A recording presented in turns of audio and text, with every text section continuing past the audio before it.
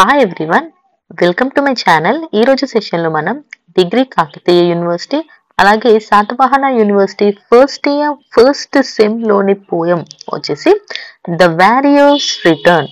ఈ పోయం గురించి మనం ఇప్పుడు డిస్కస్ చేద్దాం. సో ఇక్కడ వారియర్స్ అంటే ఎవరు? వారియర్స్ అంటే యోధులు, యుద్ధంలో యుద్ధం చేసి తిరిగి వస్తారు చూసారా, దాని గురించి మనకు ఈ పోయంలో చెప్పారు. దీన్ని చెప్పింది ఆర్ రాసినటువంటి పోయట్ ఎవరు అంటే Shashi Chandra Dutt. Okay, if you see about the poet Shashi Chandra Dutt 1824-1886. So మీకు ఫుల్ అబౌట్ ది పోయట్ కనిపిస్తుంది చూడండి. ఓకే, ఇది వచ్చేసి పోయట్ గురించి మీ స్క్రీన్ షాట్ తీసి చదువుకోవచ్చు. Shashi Chandra Dutt 1824-1886. So this is the birth year and this is the death year. He was one of the earliest Indian poets to write in English. So Indian poets లో English లో రాసినటువంటి writers లో ఈయన ఒకరు. He belonged to Bengal Renaissance period, a time when educated Indians began using English to express Indian life, culture and patriotism. So ఈయన బెంగాల్ కి చెందినటువంటి person అన్నమాట, మన ఇండియాలో బెంగాల్ నివాసి అన్నమాట. సో ఈయన అప్పుడు ఆ టైంలో రెనిసెన్స్ అంటే బెంగాల్ రెనిసెన్స్ జరిగింది. అప్పుడు ఏం చేశానంటే ఎడ్యుకేటెడ్ వాళ్ళు ఉంటారంటే చదువుకున్నటువంటి ఇండియన్స్ అందరూ ఇంగ్లీష్ ని యూస్ చేయడం స్టార్ట్ చేశారు. మన ఇండియన్ లైఫ్ అలాగే మన కల్చర్ ఎలా ఉంటుంది, మన ప్యాట్రియాటిజం దేశభక్తి ఎలా ఉంటుందో చెప్పడానికి ఇంగ్లీష్ లాంగ్వేజ్ ని యూస్ చేశారంట. That was one of the first Indian writers to present India's heroic past through English poetry. So మన ఇండియన్ రైటర్స్ లో ఈయన ఫస్ట్ పర్సన్. ఎందుకు దేంట్లో అంటే మన హీరోస్ ఉంటారు కదా, మన ఇండియాకి సంబంధించినటువంటి హీరోస్ ఎవరైతే యుద్ధాలు చేశారు దేశ సేవ కోసం, అలాంటి వాళ్ళని పోయట్రీలో చూపించింది ఈయనేనంట. His poems often reflect themes of courage, patriotism, sacrifice and the glory of Indian warriors. So ఈ పోయంలో ఎక్కువగా ఇదనే కాదు, తన పోయమ్స్ లో ఎక్కువగా కరేజ్, ఓకే, ధైర్య సాహసాలు, ప్యాట్రియాటిజం దేశభక్తి, సాక్రిఫైస్ త్యాగం, అలాగే glory of the Indian warriors. So మన ఇండియన్ వారియర్స్ సోల్జర్స్ యొక్క గొప్పతనాన్ని చూపించేలాగా ఉంటాయి ఈయన పోయమ్స్ అన్ని. Next if we see the theme, so ఇది వచ్చేసి theme. The Warrior's Return by Shashi Chandra Dutt is a powerful and emotional patriotic poem that glorifies courage, honor and heroic sacrifice. So తన పోయంలో complete power చూపిస్తుంది, మన patriotism గురించి powerful గా చూపిస్తుంది. అంటే ఎంతగా వీరులు ఉన్నారు దేశం కోసం సేవ చేసేవాళ్ళు, ఫైట్ చేసేవాళ్ళు అనేసి, వాళ్ళ యొక్క కరేజ్ ఎలా ఉంటుంది, వాళ్ళకి ఎంత రెస్పెక్ట్ ఇస్తారు, వాళ్ళ హీరోయిక్ సాక్రిఫైస్ అనేది మనం తన పోయంలో చూడొచ్చు. The present poem represents the dramatic contrast between a nation celebrating its victory and a devoted wife mourning the heroic death of her warrior husband. So ఈ పోయంలో రెండు చూడొచ్చు, రెండు వర్షన్స్ కనిపిస్తాయి.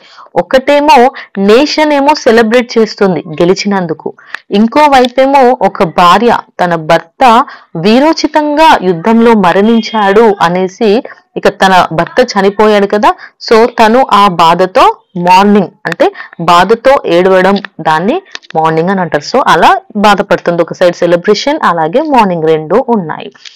The poem highlights the Nobel qualities of true warriors who prefer death to డిస్హానర్. So ఈ పోయంలో main గా ఏం highlight చేస్తున్నారు అంటే ప్రతి ఒక్కరిలోనూ నోబెల్ క్వాలిటీస్ అని ఉండాలి. ఎందుకంటే నిజమైన నోబెల్ క్వాలిటీస్ ఉన్న వాళ్ళే చాలా ట్రూ వారియర్స్ అంట, నిజమైన సోల్జర్స్ అంట, నిజమైన దేశ కోసం ఫైట్ చేసే వారియర్స్ అంట. హూ ప్రిఫర్ డెత్ టు డిస్హానర్, గౌరవం లేకుండా అవమానం పొంది రావడం కంటే చావునే వాళ్ళు ప్రిఫర్ చేస్తారంట. ఇక మనం సమరీలోకి వెళ్దాం. The poem begins with a joyful atmosphere. So poem begin అవ్వగానే చాలా జాయ్ఫుల్ గా ఉంటుంది, అక్కడ పోయం అంతా అట్మాస్ఫియర్ అంతా చాలా చీర్ఫుల్ గా అందరూ ఎంజాయ్ చేస్తూ ఉంటారు. Trumpet sound loudly, Clouds echoes the victorious music and the entire kingdom celebrates the brave deeds of its soldiers. So అక్కడ మొత్తం ట్రంపెట్స్ అంటే పెద్ద పెద్ద బ్యాండ్ సౌండ్స్ ఎకోస్ అంటే వినిపిస్తూ ఉంటాయి మొత్తం సౌండ్స్ తోని గెలిచిన ఆనందంలో చేసే సెలబ్రేషన్స్ అన్ని మనకు వినిపిస్తూ ఉంటాయి. People of all ages come together to welcome the warriors returning from the battle. So అందరూ కూడా వాళ్ళ దేశం కోసం ఫైట్ చేసి తిరిగి గెలిచి వస్తున్నటువంటి వాళ్ళందరినీ వెల్కమ్ చెప్పడానికి పీపుల్ అందరూ వెళ్ళారంట. There is excitement everywhere. ఇక్కడ చూసినా అందరూ చాలా జాయ్ఫుల్ గా హ్యాపీగా ఉన్నారు. Poets sing praises, maidens smile and the general public rejoices with pride. So అక్కడ పాటలతో నవ్వులతో సంతోషాలతో నిండిపోయింది. The golden harps, fluttering flags and neighing horses are the symbols of the victory. So అక్కడ ఉన్నటువంటి అన్ని సింబాలిక్ గా ఎలా చూపిస్తున్నారంటే ఫ్లాగ్స్, హార్సెస్ అంటే గుర్రాలు, వాటి సౌండ్స్ ఇలా అన్ని కూడా విజయానికి ఒక అదే బేరి మోగింది అంటారు చూసారా, గెలిచాము అని చూపించినట్లుగా మనకు చూపిస్తారనమాట. ఇది ఫస్ట్ పారాగ్రాఫ్. నెక్స్ట్ వన్ చూడండి. However, this mood of celebration is suddenly contrasted with the sorrow of a warrior's wife. So ఈ సెలబ్రేషన్ మూడ్ అంతా ఒకవైపు ఉండగా ఇంకొక వైపు ఒక సోల్జర్ వైఫ్ అనే ఏం చేస్తుందంటే సారో బాధపడుతూ ఉంటుంది. While the entire kingdom rejoices, she feels no happiness because her husband does not appear among the returning soldiers. So return అవుతున్న సోల్జర్స్ అందరినీ చూస్తూ ఉంటుంది, ఒక్కొక్కరు వస్తున్నారు కానీ తన హస్బెండ్ మాత్రం అక్కడ కనిపించాడు. సో తనలో దుఃఖం, బాధ అనేది మొదలవుతుంది. Her heart senses the painful truth. తన మనసు తనకు చెప్తుంది ఆ చేదు నిజాన్ని. When a wounded exhausted man approaches claiming to be her husband, she immediately rejects him. అప్పుడు ఒక అతను వస్తాడు, మొత్తం ఆయన ఎగ్జాస్టెడ్ అంటే అస్సలు కాన్షియస్ సరిగ్గా లేకుండా అలా కింద మీద పడుతూ వచ్చి నేనే నీ హస్బెండ్ ని అని చెప్తాడు. అతని వాళ్ళంతా దెబ్బలతో ఉంటాయన్నమాట. అతన్ని ఆమె రిజెక్ట్ చేస్తుంది, నువ్వు నా హస్బెండ్ వి కాదు అని డైరెక్ట్ గా చెప్తుంది. She boldly declares that her true lord would never return in a dishonorable condition. ఆ ఒక్కటే మాట చెప్తుంది, నా భర్త, నా దేవుడు, ఆయన ఎప్పుడు కూడా ఇలాంటి సిచ్యువేషన్ లో తిరిగి రాడు. దేశం కోసం ప్రాణాలు ఇస్తాడు కానీ ఇలా ఈ కండిషన్ లో దెబ్బలు మొత్తం తగిలించుకొని ప్రాణాలు అరచేతిలో పెట్టుకొని ఇంత దూరం రాడు అని చెప్తుంది.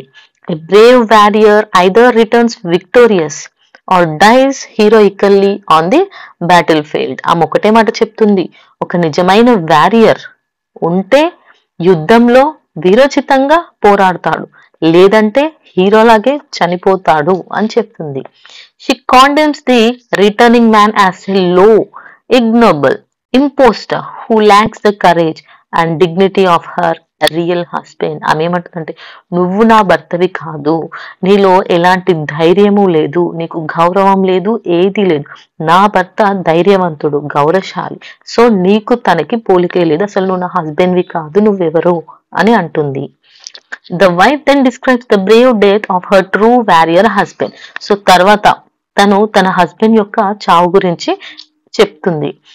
He lies on the battlefield with his garments stained in blood. So తను యుద్ధ భూమిలో బ్యాటిల్ ఫీల్డ్ లో తన గార్మెంట్స్ అంటే తను వేసుకుంటారు కదా యుద్ధానికి వెళ్ళేటప్పుడు వాళ్ళ వస్త్రాలు, డ్రెస్ అపియరెన్స్ అంతా కూడా, సో అదంతా బ్లడ్ తో ఉంటుంది. His shield is shattered and his spear is broken after fierce fighting. So వాళ్ళు తీసుకెళ్ళినటువంటి ఆయుధాలు ఉంటాయి కదా, షీల్డ్ ఇంకా స్పియర్, సో అవన్నీ కూడా విరిగిపోయి ఉంటాయి ఫైటింగ్ వల్ల.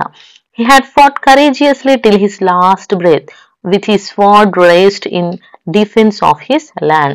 అతను తన లాస్ట్ బ్రెత్ వరకు కూడా ఎంతో ధైర్యంగా తన స్వాడ్ అంటే కత్తితో యుద్ధం చేస్తూనే ఉన్నాడు ఈ నేలను కాపాడడానికి. Even the iron hearted enemies trembled at his bravery. ఆయన ధైర్యాన్ని చూసి ఆ కిరాతకులైనటువంటి శత్రువులు కూడా భయపడ్డారు.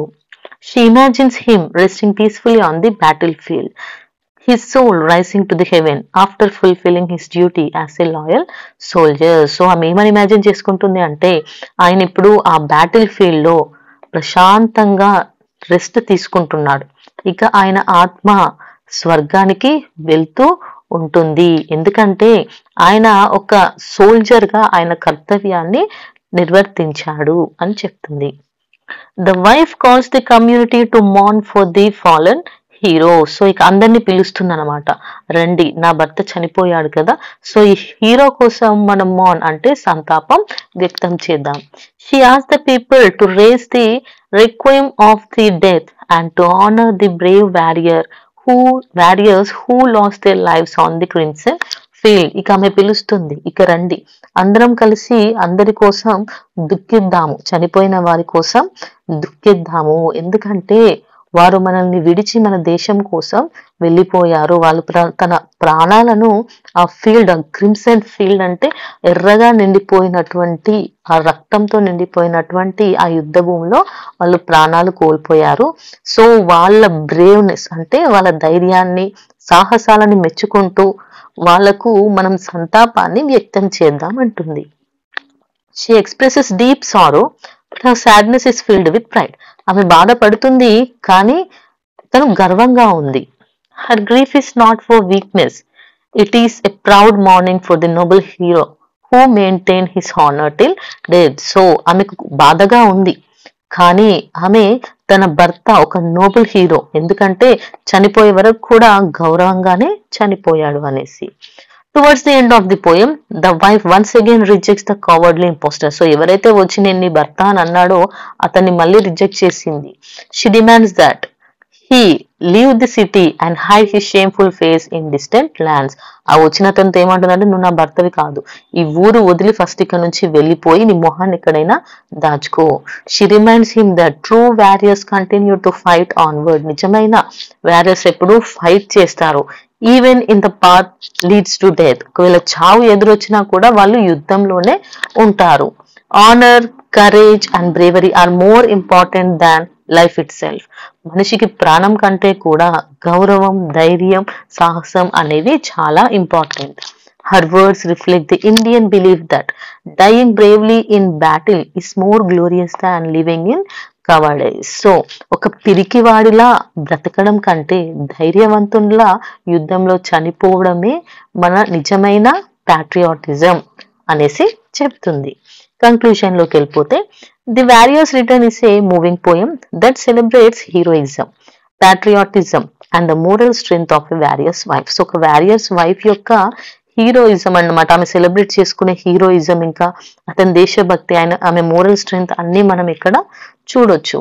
The poem praises those who fight for their land with courage and reminds us that true victory lies not only in surviving but in upholding one's dignity. So ఈ పోయంలో courage ఏం చెప్తుందంటే ఎవరైతే దేశం కోసం, నేల కోసం యుద్ధం చేసి ఉంటారో అలాంటి వాళ్ళ కరేజ్ గురించి ప్రేజ్ పొగుడుతుంది.